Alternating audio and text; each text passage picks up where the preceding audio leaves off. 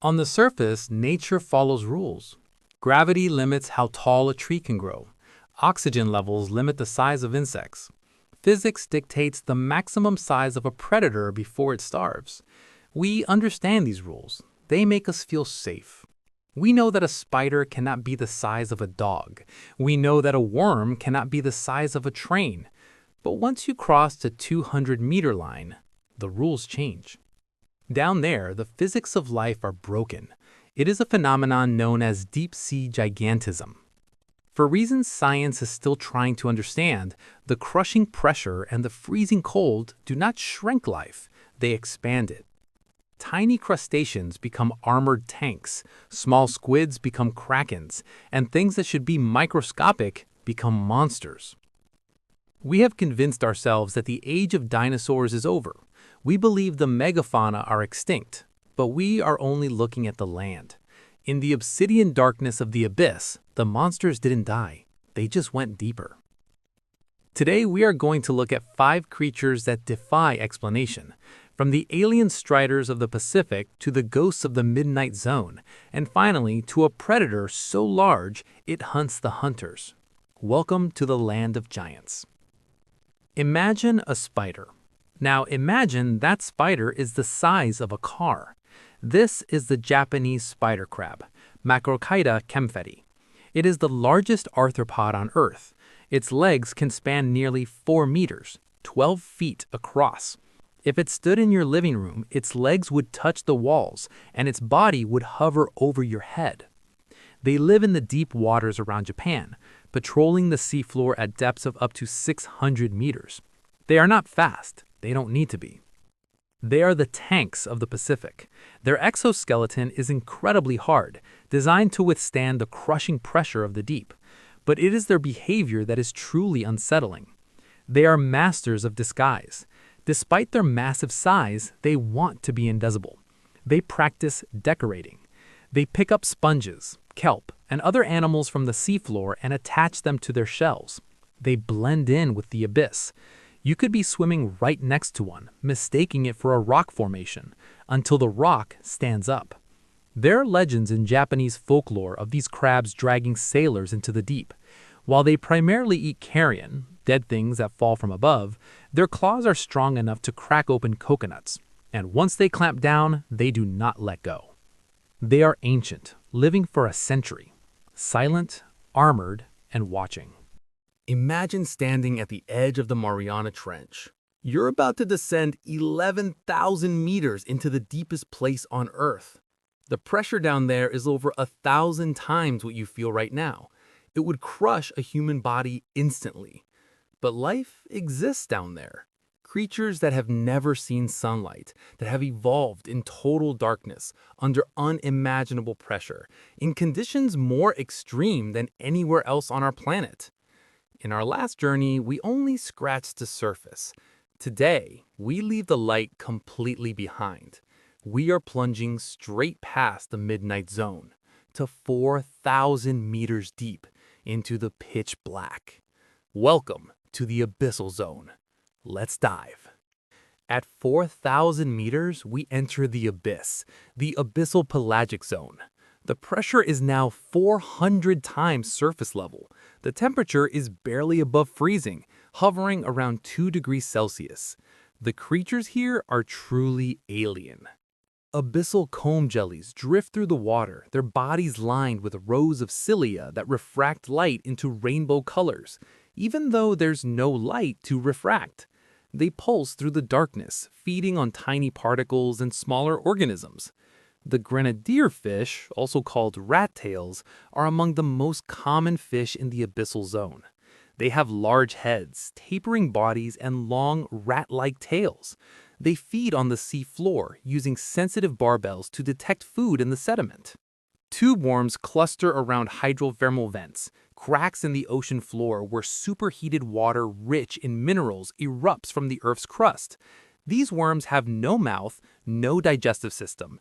Instead, they harbor bacteria inside their bodies that convert the vent's toxic chemicals into energy through chemosynthesis. It's life without sunlight, without photosynthesis. an entire ecosystem powered by the heat of the Earth itself. Giant isopods, relatives of the pill bugs you find in your garden, grow to the size of a football down here. They're scavengers, feeding on whatever falls from above.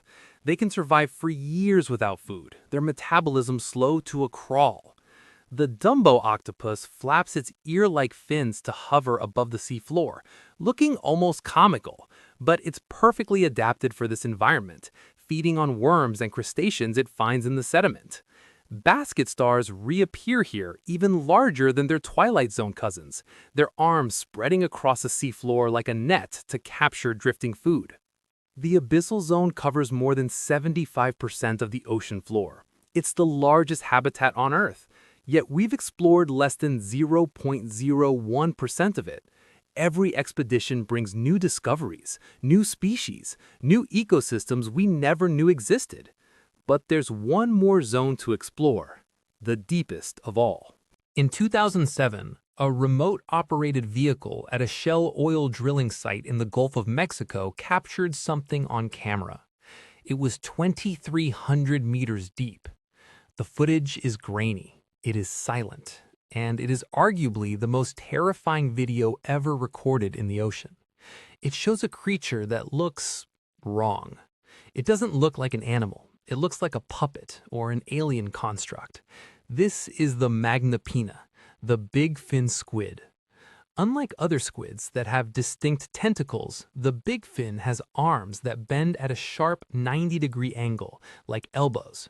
From these elbows, incredibly long, thin filaments dangle down into the darkness, trailing for meters. It hovers in the water column, motionless, letting its long, sticky arms drape below it like a living spider web. We have never captured a live adult. We have only seen them on camera, staring back at us with huge black eyes. The specimens we have filmed are estimated to be up to 8 meters long, but we have no idea how big they actually get. The horror of the big fin is its silence. It doesn't hunt like a shark. It doesn't chase. It drifts. It waits. It is a ghost in the machine. When you look at the footage, you get a distinct feeling that this creature does not belong on this planet. And yet, it is here, waiting in the dark. If the big fin is the alien, this next creature is the demon. Meet Stygiomedusa gigantea, the giant phantom jelly. It is one of the largest invertebrate predators in the world, yet it has been seen less than 120 times in over a century. It lives in the midnight zone, where sunlight never reaches, and because red light is absorbed by water at this depth, this creature, which is a deep velvet red, is completely invisible to other animals. It is a stealth bomber made of flesh. Its bell can be a meter wide, but it is the arms that are the stuff of nightmares. It doesn't have the thin, stinging tentacles of a normal jellyfish. Instead, it has 4 thick, billowing oral arms that drape down for 10 meters, over 30 feet. It looks like a floating cloak, a dementor of the deep. These arms don't sting prey, they trap it. The phantom jelly glides through the darkness, invisible. When it encounters a fish or a plankton swarm, those massive velvety arms wrap around the victim. They entangle it. They smother it. There is no escape. There is no struggle, just a silent embrace in the dark, followed by digestion. It is rare. It is massive, and it is everywhere. Sightings have occurred in the Pacific, the Atlantic, and the Antarctic. It is a global ghost, patrolling the void unseen by human eyes. We have all heard the legend of the Kraken, the giant squid. For centuries, we thought it was a myth. Then we found it.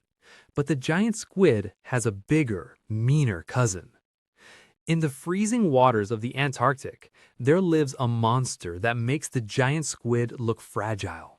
The Mesonychilteuthis hamiltoni, the colossal squid. It is shorter than the giant squid, but it is much, much heavier. It is built for war. The giant squid has suckers on its tentacles, lined with small teeth. The colossal squid has hooks, rotating, razor-sharp hooks that can swivel 360 degrees. Its body is a muscle. Its eyes are the size of dinner plates, the largest eyes in the animal kingdom, designed to see bioluminescence in the pitch black. This is not a scavenger. It is an ambush predator. It is the only creature on Earth that hunts the sperm whale. We have found sperm whales surfacing in the Southern Ocean, their skin shredded, covered in deep gouged scars that match the hooks of the colossal squid. Imagine the battle that takes place in the crushing darkness at 2,000 meters, a 60-ton whale versus a half-ton invertebrate armed with razors. We have never witnessed this fight. We have only seen the aftermath. We have only caught juvenile colossal squids. We have never seen a fully grown adult alive. We don't know how big they truly get, but the scars on the whales tell us they get big enough to fight back. The colossal squid is a known monster, but what about the monsters we haven't named? In 2003, Australian scientists tagged a massive, healthy 9-foot great white shark. They called her Alpha. She was the apex predator of her ecosystem. 4 months later, the tag washed up on a beach. When scientists downloaded the data, they saw something impossible. The data showed that Alpha plunged suddenly down the continental shelf to a depth of 580 meters. Then the temperature of the tag spiked. It went from 46 degrees Fahrenheit to 78 degrees Fahrenheit in seconds, and it stayed there. There is only one explanation. The temperature rise means the tag and the shark was inside a stomach.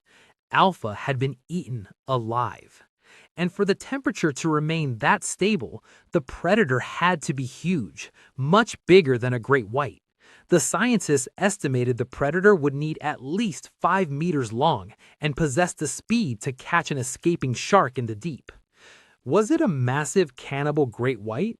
A pod of orcas? Or was it something else, something prehistoric that comes up from the abyss to feed? The super predator theory suggests that there is a tier of life above the great white that we simply haven't documented. The ocean is vast enough to hide a population of leviathans. We tracked one incident. How many others happen in the dark, leaving no data behind? We mapped the ocean with sonar. We skimmed the surface with satellites. But the creatures we talked about today, the spider crab, the big fin, the phantom jelly, the colossal squid, we found them by accident. We stumbled upon them. If we can miss a 30-foot jellyfish for 100 years, if we can miss a predator that eats great whites for breakfast, what else is down there? What is swimming in the 95% of the ocean we haven't explored? Deep-sea gigantism is a rule of the abyss, and rules usually don't have exceptions. There are giants we haven't met yet. They are swimming in the trench right now, silent, massive, and waiting. Next time, we are not leaving the dark. We're going to dive even deeper into the mystery of the super predator. We will look at the unverified sightings, the sounds, the disappearances. We are going to find the thing that hunts the great white. Subscribe to The Silent Abyss. Turn on notifications, because the deeper we go, the stranger it gets. Until then, stay curious, stay brave, and remember, you are not alone in the water.